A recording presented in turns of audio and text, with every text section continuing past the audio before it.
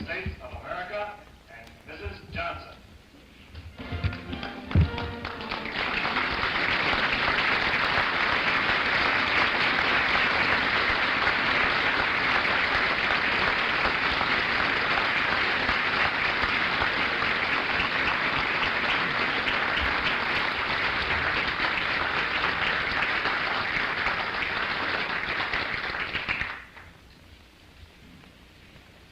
Mr. President, Mr. Secretary, Your Excellencies, the Treaty on the Non-Proliferation of Nuclear Weapons is now ready to be signed.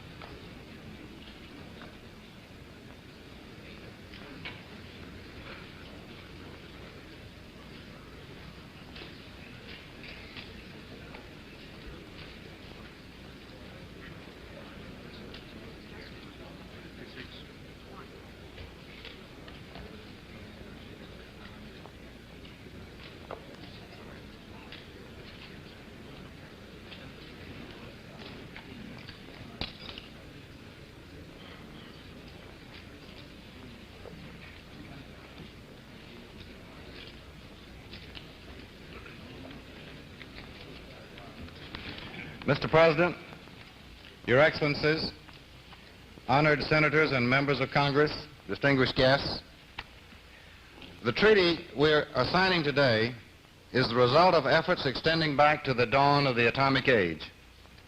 At that time, when the United States was the sole possessor of nuclear weapons, we felt that even one nuclear power was one too many. Beginning with the Baruch Plan in 1946, we have persisted in our efforts to curb the spread of nuclear weapons. This treaty is not the work of any one country, but is in fact the product of all nations which shared our concerns over the danger of nuclear proliferation. Agreement has not been easy, where basic security, the technological and economic interests of so many nations are deeply involved. Yet our collective and persistent determination has today been crowned with success. If I might say a personal word to you, Mr. President, I know that you must take genuine personal satisfaction from the important step which we are taking today. No one knows better than I your own personal determination to do everything you can to ensure that the atom be used for the enrichment of man rather than for his destruction. Your closest colleagues know of the many long hours which you personally have devoted to the achievement of this non-proliferation treaty. If this treaty succeeds, as we think it can and will, future generations will be grateful to you for what you have done during your presidency to make it possible. I wish to express my appreciation to Your Excellencies, the ambassadors, for the prompt action which your governments have taken in being among the first to sign the treaty on this non-proliferation of nuclear weapons. In compliance with a resolution adopted by the General Assembly of June 12, which recommended that the treaty be opened for signature at the earliest possible date, the depository governments agreed that no time should be lost in moving to the last stage of this historic effort. We know that there are many other countries which share the conviction which your governments are expressing today in signing this treaty, but have not yet been able to complete the procedures they must follow to authorize signature.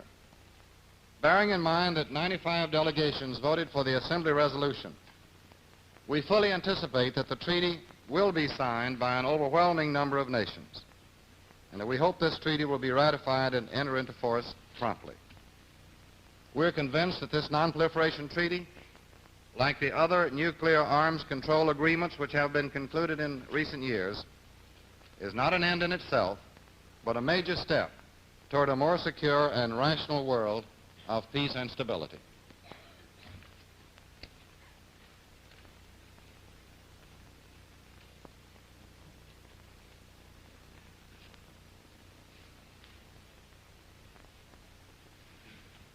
Mr. President, Mr. Secretary, Your Excellencies, ladies and gentlemen, it is very nearly 5 years since the last major advance in the field of arms control and disarmament, the conclusion of the Partial Nuclear Test Ban Treaty.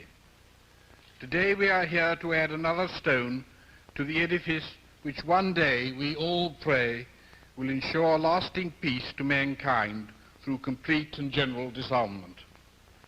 This non-proliferation treaty is yet another measure, like the Test Ban Treaty and the agreements on outer space for the control of the weapons of mass destruction, that it is now within the power of men to make news.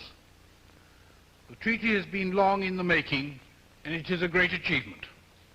The British government have labored from the beginning in the 18-nation Disarmament Committee and later in the General Assembly to produce a result that all countries can accept.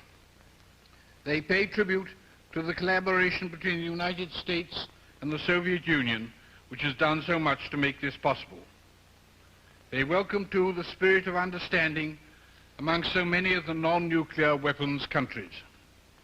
They are confident that this treaty will receive the widest acceptance and so help to create an atmosphere in which further measures for the control and reduction of armaments, and especially of nuclear weapons, can be fruitfully pursued. The 18-nation Disarmament Committee is meeting again in Geneva at the middle of this month. There is a great deal still for it to do. You, Mr. President, and Mr. Kosygin on the Soviet side have pointed the way. Let us not waste the spirit of cooperation which has grown from the negotiation of this treaty, but put it to use in the solution of other problems of arms control and disarmament that still affect the world.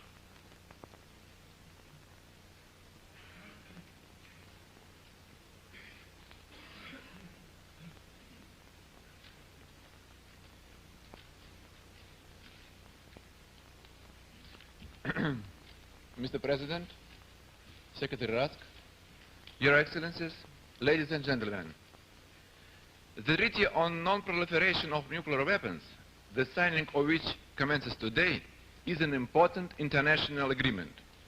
The conclusion of the treaty marks a significant progress towards the complete delivering mankind from the nuclear threat, and thus it is a major success of the cause of peace. The very fact that the treaty has been commended by the overwhelming majority of United Nations members and is going to be signed by a great number of states is a convincing proof of their capability to find mutually acceptable solutions of most vital and most complicated international problems. The bringing about of the treaty is the result of persistent and prolonged efforts of a number of states, with the Soviet Union and the United States playing a prominent role. So the treaty, which actually meets the views and wishes of the whole international community, rests on a durable and reliable basis. The treaty follows the positive pattern of the Moscow Treaty banning nuclear tests and the treaty prohibiting the use of the outer space for military purposes, and represents one more practical step towards limiting the arm race, creates more favorable conditions for progress in disarmament. Under the provisions of the Treaty on the Non-Proliferation of Nuclear Weapons, its parties undertake to pursue negotiations in good faith on effective measures relating to cessation of the nuclear arms race and to nuclear disarmament. To attain this great goal, my government, as Prime Minister Alexei Kosygin emphasized today in Moscow on the occasion of signing of this treaty, is ready to make new efforts, new contributions. Thank you very much. Thank you.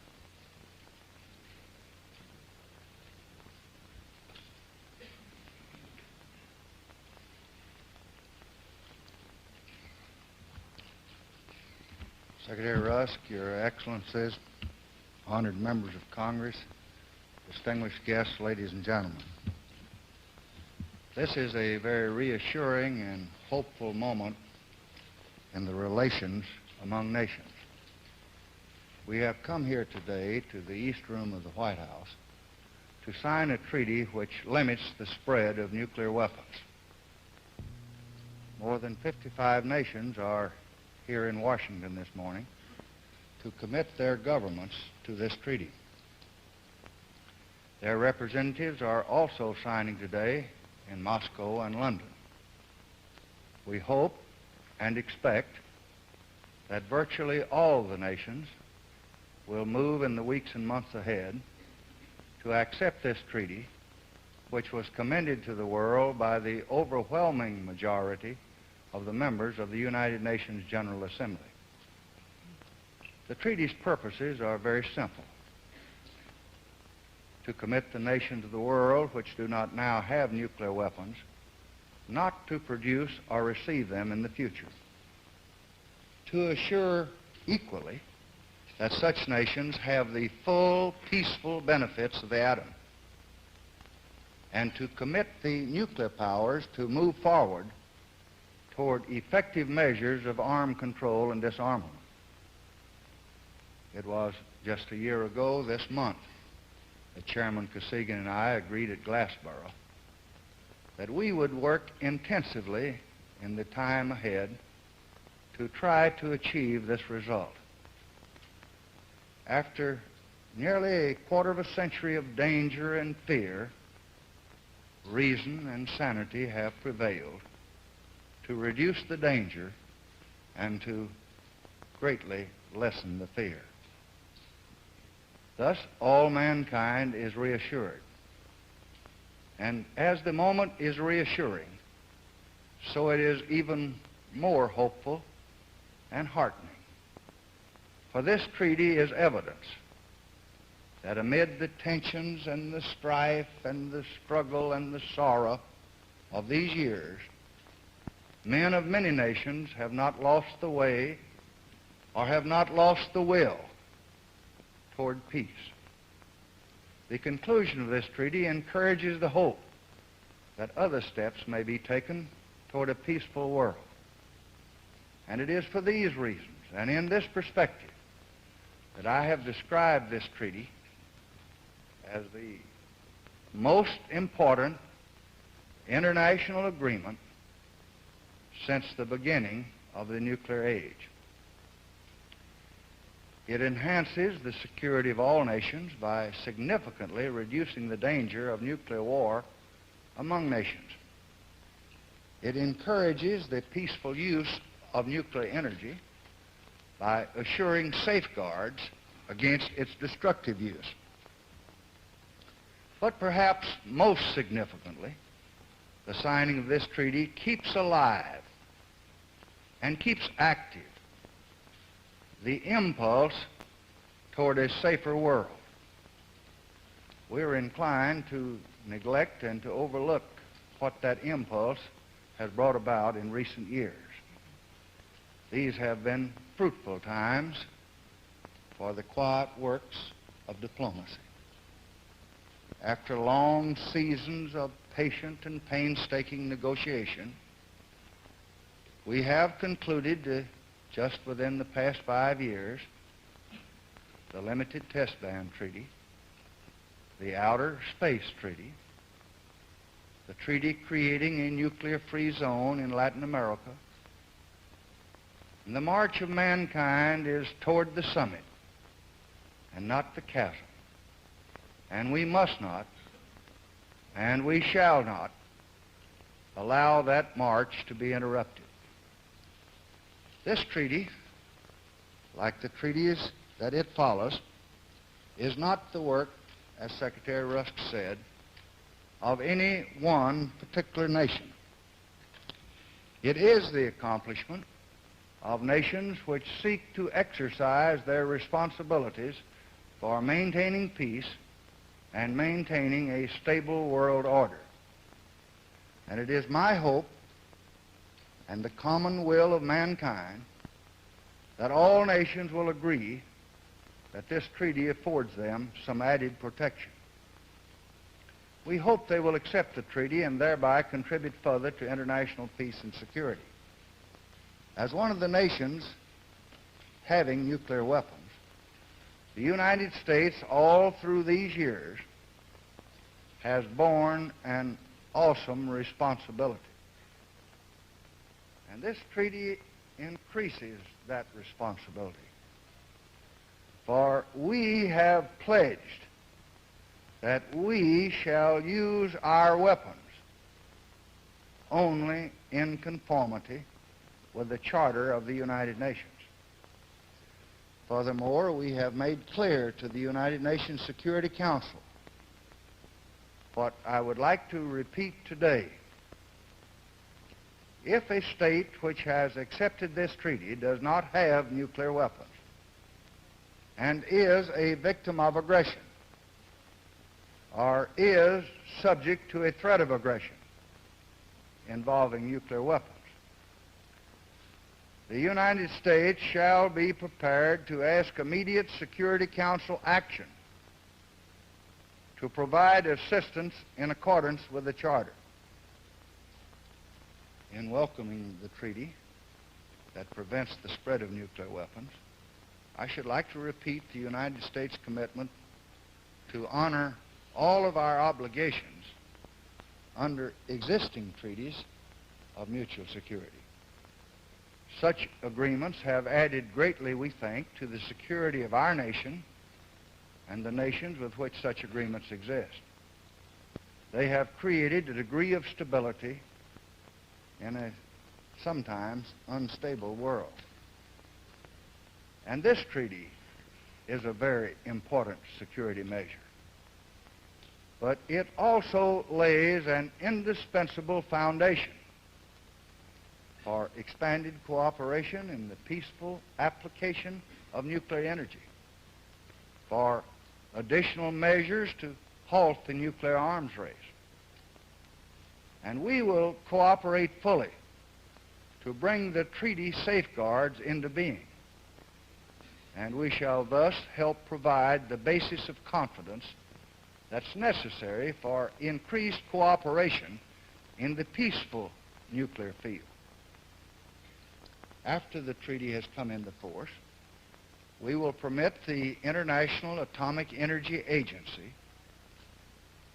to apply its safeguards to all nuclear activities in the United States, excluding only those with direct national security significance.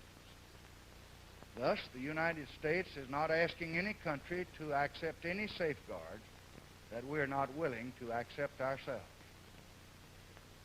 As the treaty requires, we shall also engage in the fullest possible exchange of equipment and materials and scientific and technological information for the peaceful uses of nuclear energy. And the needs of the developing nations will be given especially particular attention. We shall make ready available to the non-nuclear treaty partners the benefits of nuclear explosions for peaceful purposes. And we shall do so without delay and under the treaty's provisions. Now, at this moment of achievement and great hope, I am gratified to be able to report and to announce to the world a significant agreement, an agreement that we've actively sought and worked for since January 1964. Agreement has been reached between the governments of the Union of Socialist Republics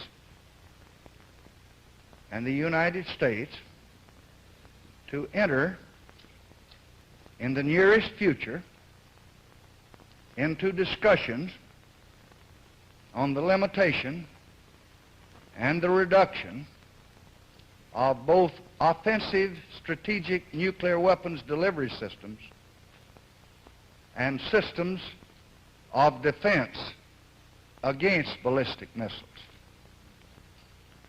Discussion of this most complex subject will not be easy. And we have no illusions that it will be. I know the stubborn patience, persistence that it has required to come this far. And we do not underestimate the difficulties that may lie ahead.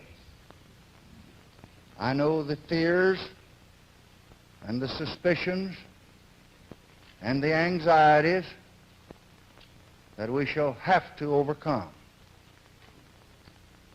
But we do believe that the same spirit of accommodation that's reflected in the negotiation of the present treaty can bring us to a good and fruitful result. Man can still shape his destiny in the nuclear age and learn to live as brothers. And toward that goal,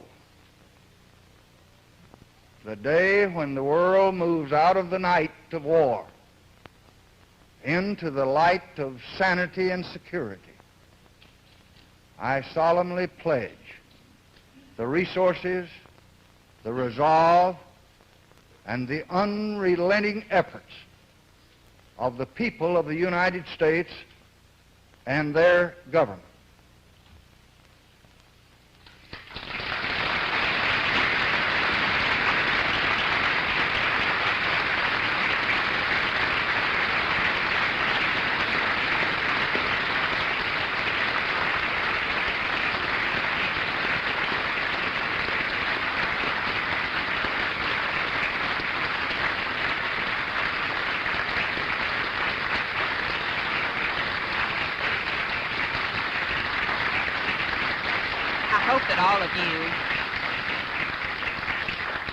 hope that all of you will come into the Blue Room so that we shall have the pleasure of greeting you.